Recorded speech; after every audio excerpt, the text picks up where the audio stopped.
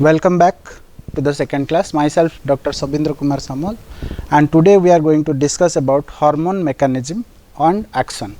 So actually in the previous class we have studied about what are hormones and what are the different organs, endocrine glands which produces hormones. So today basically we are going to focus on mechanism of hormonal action. So what are hormones actually? If you see, these are natural organic substances that regulate growth, metabolism and functions of an organ. Okay. So they are simply biochemical messengers. Biochemical messenger means they transfer the information from one part of an organ to different part of an organ or cellular system. They can be classified according to the chemical composition, organs where they work.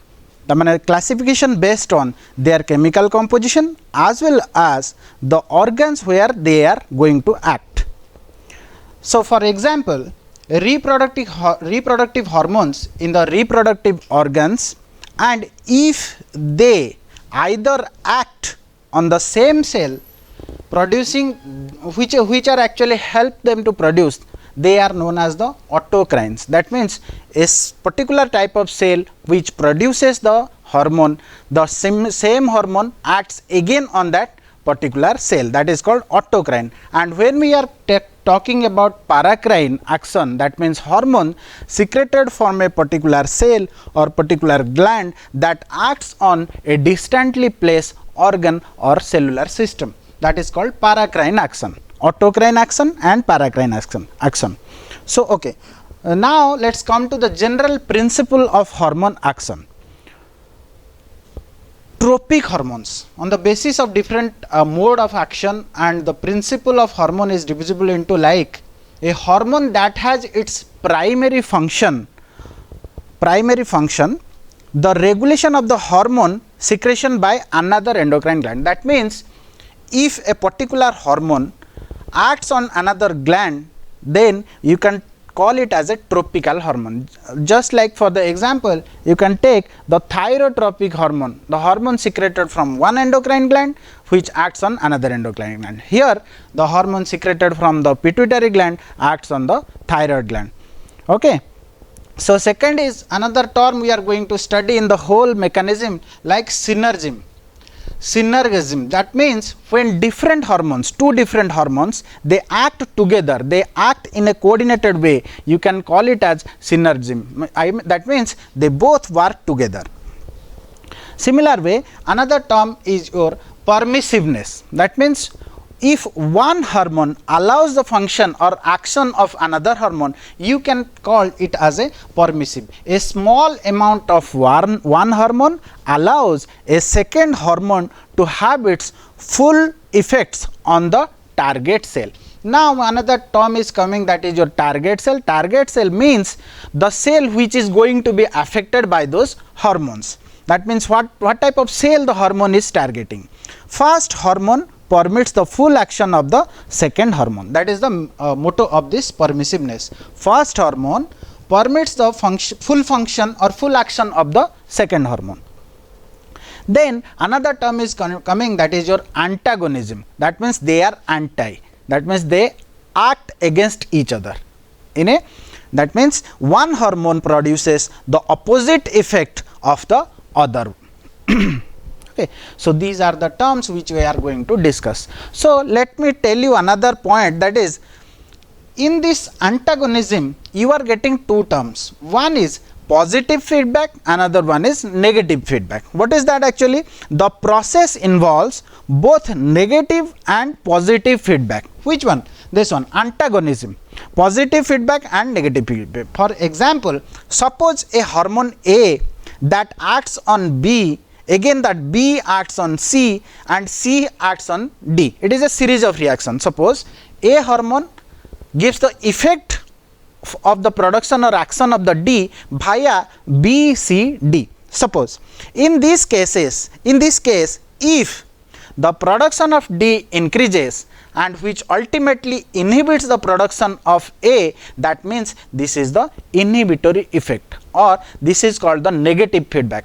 That means ultimate production inhibits the initiating factor or the initiating hormone. Okay. Similar way, if the last product accelerates the action or the production of the first hormone here as the A, then you can tell it as a positive feedback. Positive means it is a constructive way, it allows the initial hormone or the primary hormone to act again and again, whereas in negative feedback or it inhibits the action of A. So, let us see onset of hormone secretion and action, how a hormone is secreted and how it acts. So, overall here in the chart you can see endocrine gland secretes, which ultimately gives the action, like active hormones are formed. Once a hormone is formed from an endocrine gland, there is a chance that these are active form or inactive form. There are certain modifications which are required to become that particular hormone very active. So, or active. Once the hormone get activated, that means it is called, you can call it as free biologically active hormone, free biologically active hormone. This active hormone, it can act in two ways. In one way, it can act on the target cell, that means a hormone secreted from a gland, it is going to act on a cell. Suppose you can take the example of a growth hormone. Once a growth hormone secreted, it goes and sits on the cellular surface receptors of all of our body cells which are helping in growth. Ultimately, the growth of the cell takes place. So, similar way, metabolism in other tissue, if that hormone acts, other type of glands or organ where different type of metabolic action takes place, you can tell it as a metabolism, the hormone producing action of metabolism. So, ultimate way is when a hormone target to a cell, the ultimate product of the or the result is physiological response, ultimate physiological response takes place. But if the hormone gets involved in the metabolism, ultimately there is a byproduct is formed, that means the remnant jahar rahigala kama hala pare kichi jodi any byproduct of the system happens, that get excreted out, seta ama body ru bahari jaye. Okay. So, this is the basis of hormone action. Here you are I am repeatedly telling about target cell, target cell, target cell. What are these target cells actually? Now, what happen when a cell secretes? In the right side diagram you can see, when a secretion takes place, the secreted hormone or chemical messenger, you can tell hormone as a chemical messenger, that goes and finds where it can act. And what are the mechanism how it finds the cell? If the cell which is going on which the hormone is going to act, if it has receptors, then only the hormone can sit and show its effect. But if the cell do not have any receptor, in the right side diagram you can see, if the cell do not have any receptor, then the hormone fails to act. So, here the cell where the hormone can act, you can tell it as a target cell. Now, let us see the general characteristics of hormone, which are very important. You have to memorize all these things, because the hormones are not secreted in a uniform rate, because always when a gland involved or endocrine gland, it secretes some hormone, it has various feedback loop. When the hormone is required by the cell or body, then only the hormone gets secreted. And if some abnormalities of secretion happens, that means if any unregulated way the hormone gets secreted, then various diseases happens, that we are going to cover in the next class. So, hormone is secreted in a uniform rate. Second point is that the hormone exerts their effect in a biocatalytic amount. When we talk about a biocatalytic amounts or hormones, that means we are not taking hormones in kilos or in large amount. We are talking about microgram, milligram, or even in nanogram. They give their effect in a very minute quantity. Okay. Then the hormone turnover is varied and usually rapid. That the action of hormone and its effects, they are very sudden and very rapid, depending upon the situation. And the hormone gives multiple effect, that if suppose a growth hormone which comes and sits on your cell surface receptor, it creates various changes, various reaction, various activity inside a cell to generate your effect. Okay. So, it exhibit high degree of specificity. Now, another term comes, that is your specificity. That means randomly you cannot use any hormone to any organ. So, they are very specific. They are specific means the receptors which are present on the cell, they are very specific. There only similar kind of hormone can bind which can fit to the receptor. In this manner, the hormones are very specific. Their chemical structure, their molecular arrangements are like that. They can go and sit on the particular receptor, or that means they can target to that particular cell, none other than that. So, next is different tissue may respond differently in a given hormone. Simply if you will talk about a growth hormone, it can help growth of your follicular cells, which ultimately gives rise to your hair, or it may act upon your thigh muscle to give you a masculine, or your biceps or triceps to give you a masculine feature. So, different tissues of your body or body parts, different tissues behave different to the same kind of hormone depending upon their activity, cellular activity. Now, let us see mechanism of hormone action in a very proper way. So, basically to know how the hormone acts, what are the action of mechanism, we have to know the broader classification of this hormone. The hormones fall into two general classes based on their solubility. You know, our body is made up of 70% of water, because cellular system is around more than 70% of our cell is water. So, if a substance get dissolved in water, it is very easy to get transported, or it can diffuse easily to perform its function. So, the hormones are classified on the basis of like solubility in water. So, on the basis of solubility, there are of two types. One is hydrophilic hormone. Hydrophilic means, you all know, if somebody loves or get attracted to particular part of a moiety, that means a particular group, you can call it as a philic. Hydrophilic means water loving.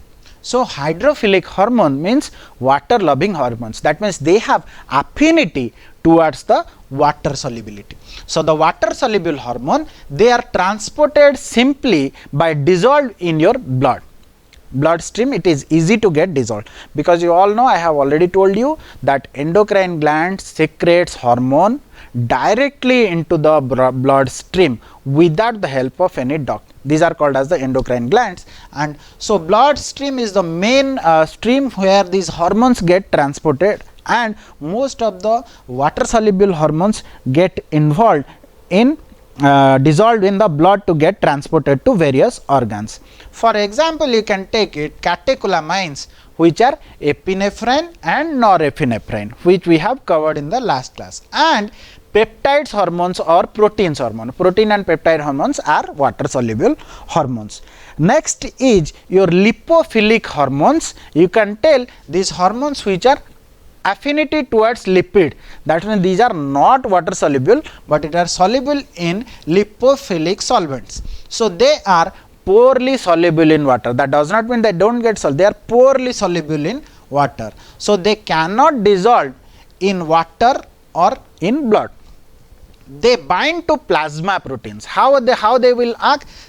They bind to plasma proteins, that means some of the proteins, they roam around the plasma where the hormone sits, and they get transported through the blood, and these are most probably present in a bound form. So, there are two types of hormones, one is hydrophilic hormone, one is lipophilic hormone. So, whatever we are going to discuss in the next slides, we are going to discuss about these two types of hormones. Now, if we will take about the example of lipophilic hormones, they are also known as the steroid hormones. You can take the example like lipid soluble hormones includes thyroid hormones and steroid hormones. So, broader classification, if you see, I have categorized into two, that is hydrophilic hormones and lipophilic hormone. Hydrophilic hormones are proteins, peptide hormones and catecholamines, Lipophilic hormones are steroid and thyroid hormones. Very different. These two are very different. Then second point, they preliminary, that means hydrophilic hormone, they preliminary act through second messenger system. We are going to discuss about second messenger system. Here first messenger is your hormone, which the information comes, or which initiates the reaction, which initiates the action, which initiates the metabolism, which initiates the action on the target cell is your hormone. So that is the primary messenger. And what is the secondary messenger we are going to study. So primary act through secondary messenger, that means the hormones which comes the primary, it acts to certain intermediate steps, or certain intermediate molecules get involved in these processes. You can tell those are the second messenger system. Then lipophilic hormone, these are act on gene directly, that means activate gene on binding with the receptors in the nucleus. The hormone which comes, the steroid hormone which comes, they enter directly, they passing through the plasma membrane, through the nuclear membrane, they directly enter into the nucleus, and the hormone receptor is there inside the nucleus on the gene itself, the DNA itself, where the hormone sits and perform its function. Function means basically it involved in the transcription.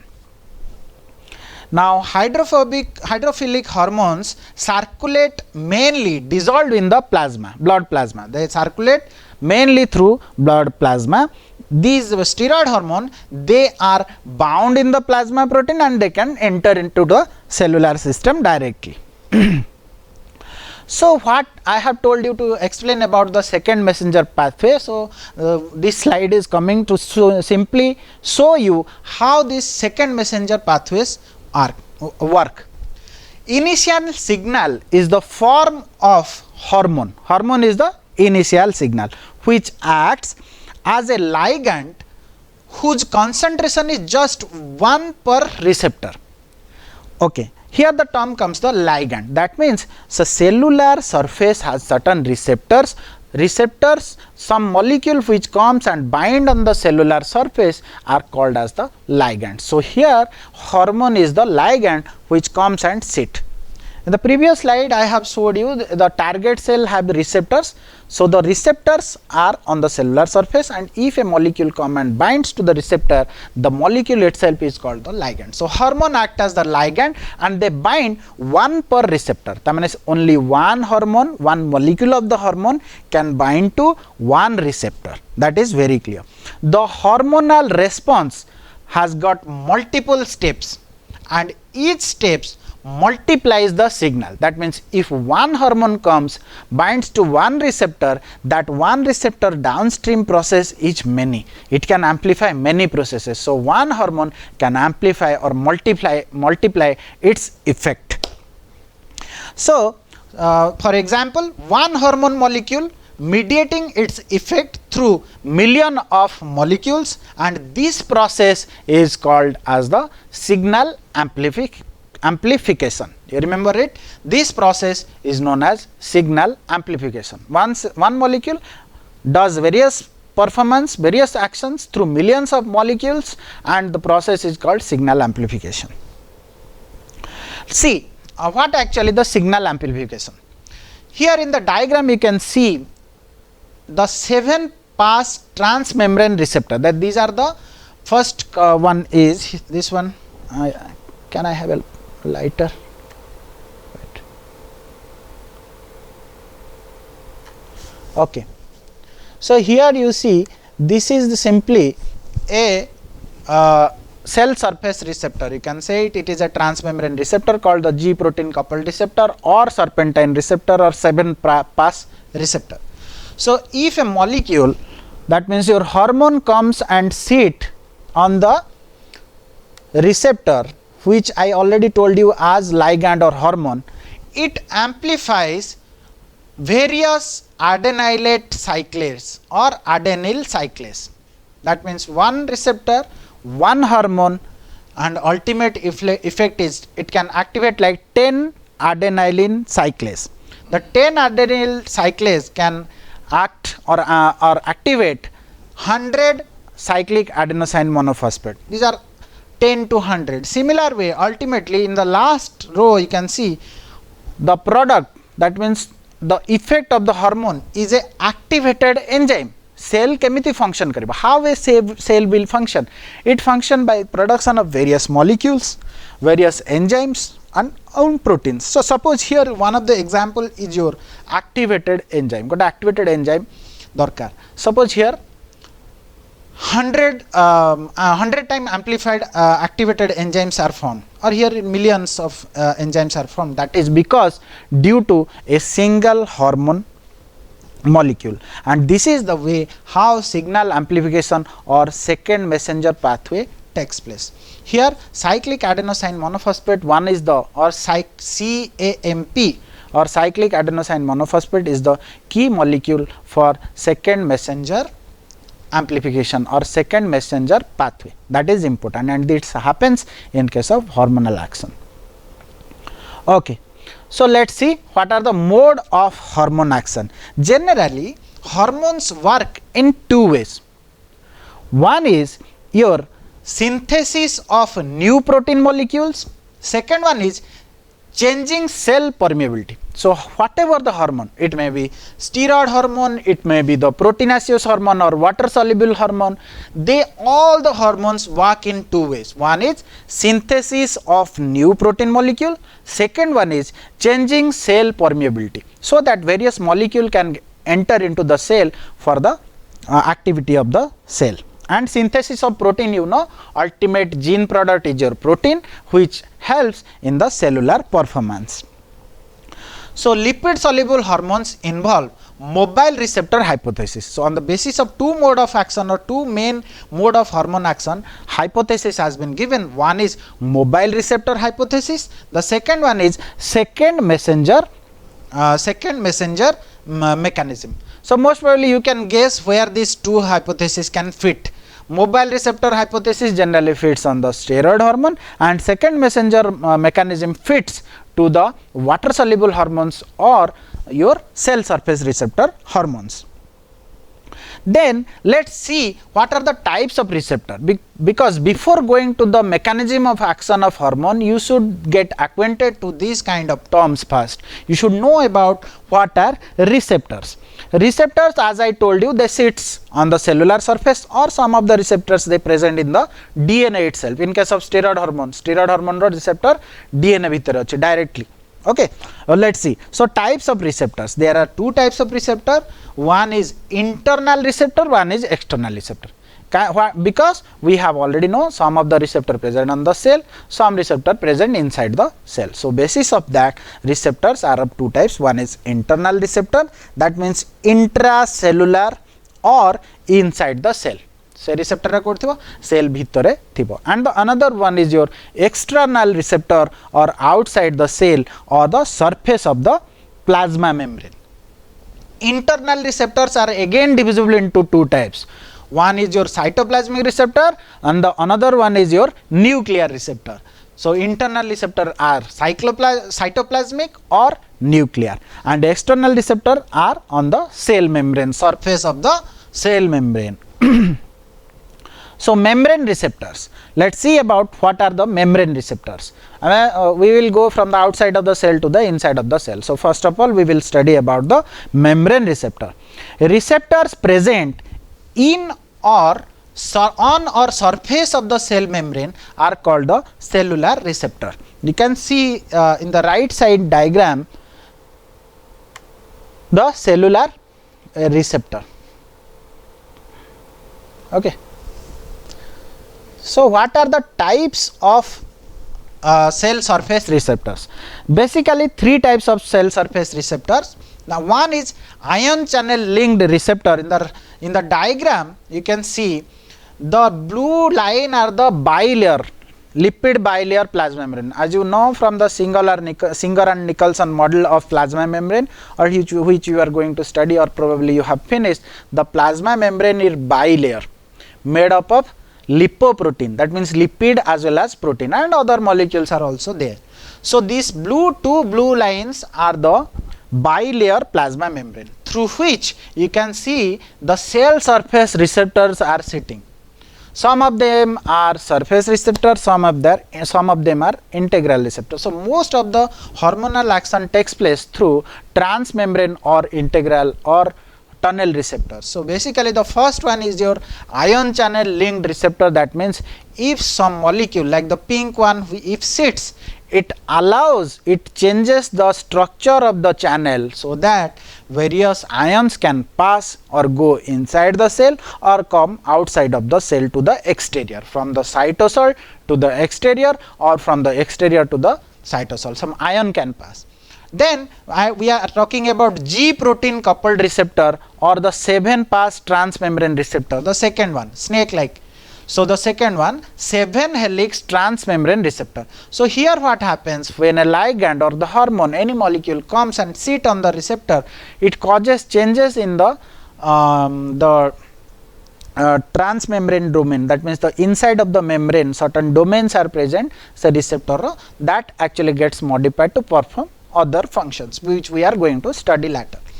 Next, third is the enzyme linked receptor. Enzyme linked receptors are of two types. One is, you can say, a receptor with intrinsic enzymatic activity. That means if a ligand or a molecule or a hormone comes and sit on the extracellular domain of that receptor, it activates the internal domain or the intrinsic domain of that particular receptor, which itself act as an enzyme. तार कोनोसी extra adapter दरकार पड़े ना, it itself act as an enzyme to change other function or change acts on other molecules. So this is one.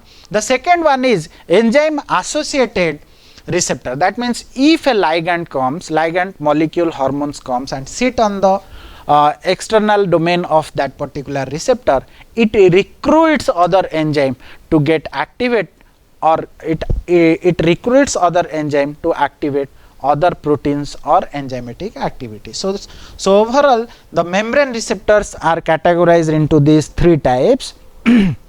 For example, proteins, peptides and catecholamines, as usual, you know, these are the water soluble molecules. Then we are talking about cytoplasmic receptor. One is your membrane receptor, now we are coming to cytoplasmic receptor. These receptors present in the cytoplasm. For example, these are the steroid hormones, or most of the steroid hormones, they are the receptors present in the cytoplasm. So here you can see, as steroid hormones are lipid soluble, the hypothesis says that lipid soluble hypothesis, the hormone directly pass into the cytosol, and inside the cytosol various receptors are present on which the hormone sits or binds. Once the hormone binds to the receptor, it goes inside the nuclear membrane, it passes through the nuclear membrane, enters into the nucleus and sits on the DNA, and further transcription and translation takes place.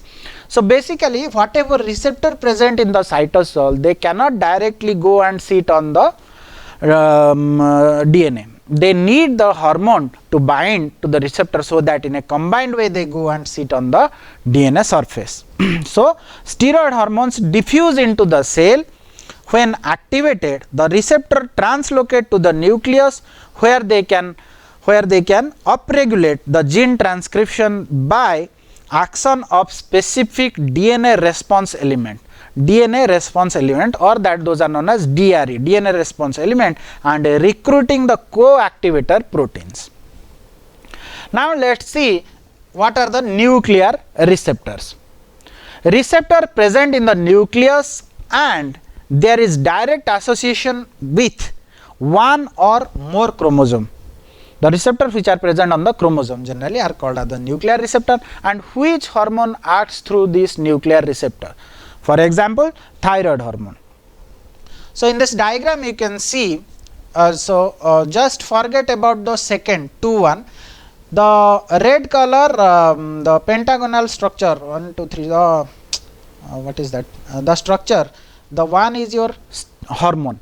That hormone which is one line that comes, that means directly enter through the plasma membrane into the cytosol, and here what happens, the receptor is present over the DNA, and it directly go and sits on the DNA. through the receptor. So, what here I want to explain is the nuclear receptors are the receptor, they can enter into the nucleus, they can sit on the DNA, then they recruit the hormonal molecule. So, the example is thyroid hormone axis. So, overall what we studied, we come to know that the hormones are of two types basically. One is lipid soluble hormone, one is water soluble hormones. So, let me tell you brief description about the lipid soluble hormones. So, what we have studied already.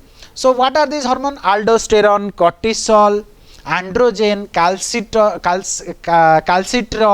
testosterone, estrogen, progesterone, whatever the hormones what I told you are the lipid soluble hormones. Why these are lipid soluble hormones? They are bulkier hormones, they have various aromatic groups, they have a double bond, that means ketone group as well as carboxylic groups. So, you can identify a hormone as a lipid soluble hormone by seeing its substitution groups. Okay. So, these are the lipid soluble hormones. Now, how these lipid soluble hormones work? The whole process is based on the mobile receptor hypothesis. That means, it can directly enter through the plasma membrane and it can enter into the cytosol. So, mobile receptor hypothesis says that a steroid hormone is not attached to the plasma membrane, but seems to move freely in the nucleoplasm. So, there are various steps how this lipid soluble hormone works. We can describe it step by step. Free lipophilic hormones or hormone not bound with its plasma membrane, or you can say it as the carrier, diffuses through the plasma membrane of the target cell and binds with the receptor which is intracellularly located inside the cytosol. The diagram which I have showed you earlier. Again, the step 2 is each receptor has specific binding region, because once a hormone enters to the cytosol, it cannot goes and sit on any molecule or any protein inside the cytosol. There are specific receptor proteins are there. They have also very specific active sites where only the hormone can go and bind. They cannot go and bind anywhere on the receptor. There are specific sites. On the receptor molecule, there are also specific sites where only the hormone comes and sits. So, once the specific binds to the region of the hormone and another region binding with the DNA, the receptor alone cannot bind to the DNA. That means the basic mechanism is that unless until the hormone binds to the receptor, it cannot go and sit on the DNA. It cannot go and bind to the DNA to perform its function. So, definitely a receptor molecule is required, or it has an important role. Okay. Once the hormone is bound to the receptor, the hormone receptor complex is formed, that is called hormone receptor complex or HRC. This hormone receptor complex binds to the specific region on the DNA. Hormone receptor complex goes and bind to the specific site on the DNA, that is called HRE, hormone response element. That means जो hormone receptor, whatever hormone and receptor complex are formed, they cannot enter into the cell, they cannot enter into the or they cannot go inside the nucleus and sit anywhere on the DNA. They simply go and sit very specific site on the DNA, that is called the hormone response element.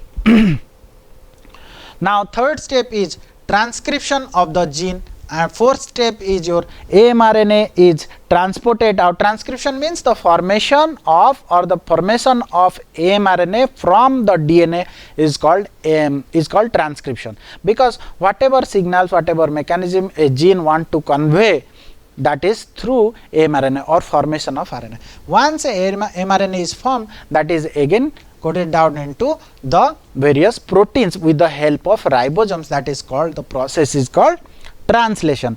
Once the mRNA is formed inside the nucleus, it is transported out to the cytoplasm, where translation takes place with the help of ribosome. Now the formed protein, that means the protein which is translated, that may be an enzyme, that may be a protein of various structural importance. What are that form? They ultimately perform their function. That means the signals, the hormone which comes, ultimately perform its action by the process of formation of an enzyme or a protein. Now this is the overall diagram which shows how a steroid hormone works. So number one point I can tell you that the left side one is your blood vessels through which hormones are flowing. The hormone can remain inside the plasma of the vessel in the form of a bound form, that is a carrier protein is always there. Here you can see the yellow circle is the hormone and the pink bar is your protein carrier. The carrier always remain associated with the molecule. When a hormone is recruited or when a hormone is required to perform its function, at that time certain mechanism were involved to detach those receptors from the hormone. So carrier protein get detached from the hormone, as a result of which what happens, the hormone, basically the steroid hormone receptors in the cytoplasm or nucleus, which are the half circle you can see, they can get activated and hormone comes and sit on the receptors. Once the hormone sit on the receptor or a receptor hormone complex is formed, they get translocated or they transported inside the nucleus to sit on the hormone response element or HRE to produce their further function. What is that? Now that is the transcription of that particular gene. Obviously, definitely there are various other factors are involved for transcription, as you know, polymerases are involved, there are various transcription factors are involved, they are involved, and ultimately transcription or formation of a mRNA occurs, and then the mRNA comes out and does the function. But the ultimate key player of this reaction is your hormone. Now let us see water soluble hormones. Water soluble hormones, as I already told you, these are the amines or peptides. Apart from that, eicosanoids are also the water soluble hormones. They can easily get identified by presence of various alcohol group and other water soluble groups like amine and glycine groups.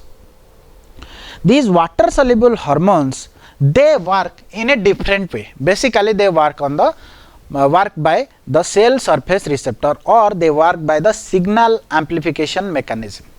Water soluble hormones, they work by signal amplification mechanism. Very small amount of hormone can perform very large amount of activity. So you can see a water soluble hormone, you can say it as the first messenger. I already told you hormone is the first messenger. A water soluble hormone or the first messenger diffuses from the blood. Diffuses, just look to the diagram on the right of the slide, they diffuse out, they can diffuse through the blood vessels and they comes and sit on the cell surface receptor. They binds to the receptor at the exterior surface of the target cell. As I told you, cells having receptor on the surface are called as the target cell. So hormone comes, sits on the receptor of the target cell. Now the hormone receptor complex is formed. Once the hormone receptor complex is formed, a membrane protein called G protein, here you can take the example of a G protein, a membrane protein or G protein get activated and it ultimately activates adenylate cyclase. This is one of the cyclase enzyme which helps in the modifying various functional groups. Once the adenylate cyclase get activated, what it does? Now it converts the ATP into cyclic adenosine monophosphate. Adenosine triphosphate को से it will convert, it will cyclize the adenosine triphosphate to form a cyclic adenosine monophosphate. Okay.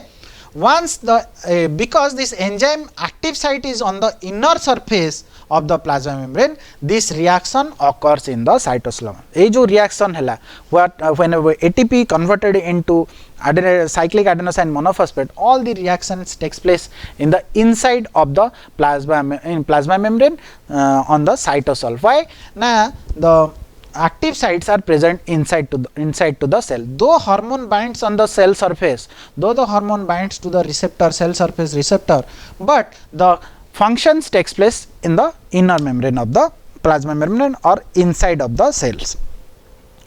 Now what happens? The cyclic adenosine monophosphate, which is the second messenger, that means first messenger is your hormone, second messenger is your cyclic adenosine monophosphate. It can activate many functions or it can act on various molecules. So what it does? It activates one or more protein kinase. Kemiti, how it funnels out, how it many functions, how many it activates many molecules, because a single cyclic adenosine monophosphate may activate multiple proteins or multiple protein kinases. Kinases means kinases which moves the group, kinases which may free the cytosol or bound to the plasma membrane.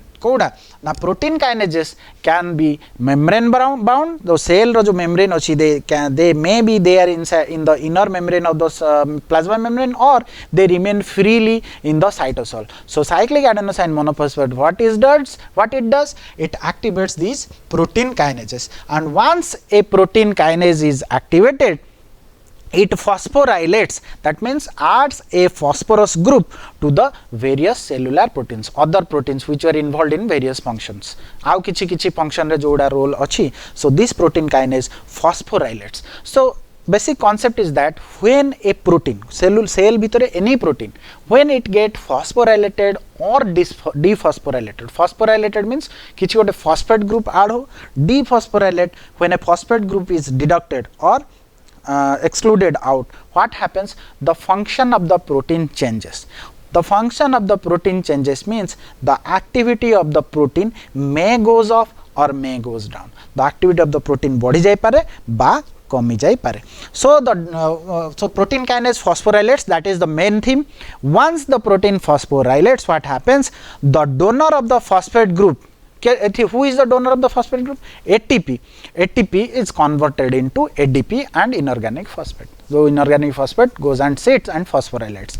So what happens is basically now protein kinase breaks down this ATP and convert it into ADP and inorganic phosphate. And you all know that inorganic phosphates are very active molecules. Now what I have told you, I have written here that activated protein kinase phosphorylated one or more cellular proteins, and phosphorylation activation activates some of those proteins and inactivates other.